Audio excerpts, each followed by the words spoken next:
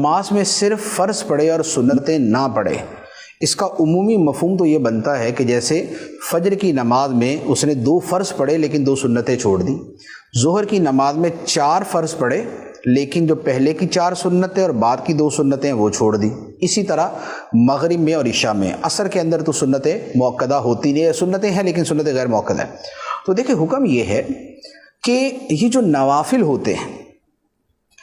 ان کی بڑی فضیلت ہے، ان کی بڑی عظمت ہے،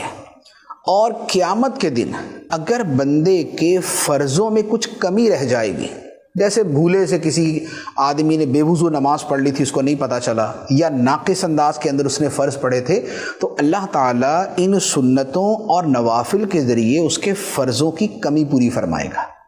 تو انہیں متممات اور مکملات کہا جاتا ہے کہ یہ فرائض کی تکمیل کرنے والی ہیں، یہ ان کو پورا کرنے والے ہیں۔ تو لہٰذا یہ سنتیں اور نوافل یہ بڑے اہم ہیں اور ان کے بڑے فضائل ہیں۔ احادیث طیبہ کے اندر یہ جیسے مثال کے طور پہ فجر کی سنتیں، اس کے بارے میں تو یہاں تک فرمایا گیا ہے کہ اگرچہ دشمن کے گھوڑے تم پہ حملہ بھی کر دے تب بھی یہ سنتیں ادا کرو، فجر کی سنتیں۔ اور جو باقی سنتیں ہیں ان میں بھی اپنی اپنی ان کی فضیلتیں بیان کی گئی، اور نبی پاک صلی اللہ تعالیٰ علیہ وسلم کا وہ معمول تھی، حتیٰ کہ نبی پاک علیہ السلام سفر و حضر میں یہ سنتیں ادا فرماتے تھے۔ تو لہذا سنتیں اور نوافل ترک نہیں کرنے چاہیے۔ اچھا، اب یہ ہے کہ بالفرض اگر کوئی ترک کرتا ہی ہے تو اس پہ حکم شرعی کیا ہے؟ تو اس کا جواب یہ ہے کہ جو نوافل ہیں یا جو سنتیں غیر مؤکدہ ہیں، اگر ان کو ترک کرتا ہے تو وہ گناہ گار نہیں ہے،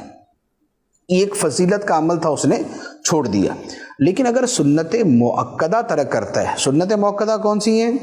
ظہر سے پہلے، فجر سے پہلے کی 2، ظہر سے پہلے کی 4 اور ظہر کے بعد کی 2، مغرب کے بعد کی 2 اور عشاء کے بعد کی 2۔ تو یہ سنتیں جو ہیں یہ سنت مؤکدہ ہیں۔ اور جمعے کے اندر یہ ہوتا ہے کہ جمعے سے پہلے کی 4 اور جمعے کے بعد کی 4، وہ سنت مؤکدہ۔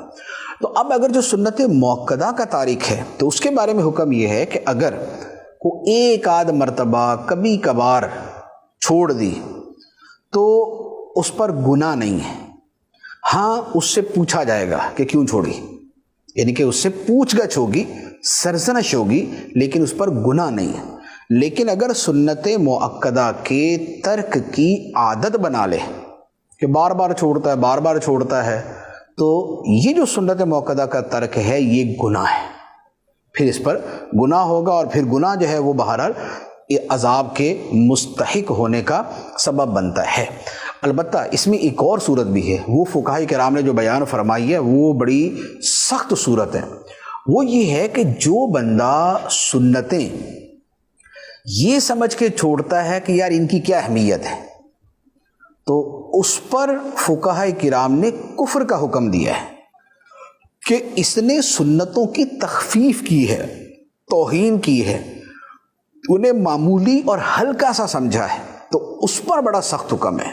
اب جو لوگ عادتاً سنت مؤکدہ ترک کرتے ہیں، نہ نفل پڑھنی، نہ سنت غیر مؤکدہ، نہ سنت مؤکدہ، اور بس فرض،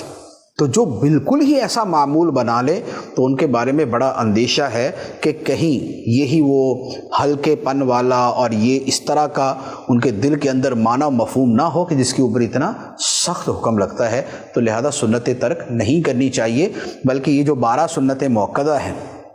ان کو ادا کرنے پر جنت کی بشارت ہے، اور انہیں ترک کرنے پر شفاعت سے محرومی کی وعید ہے۔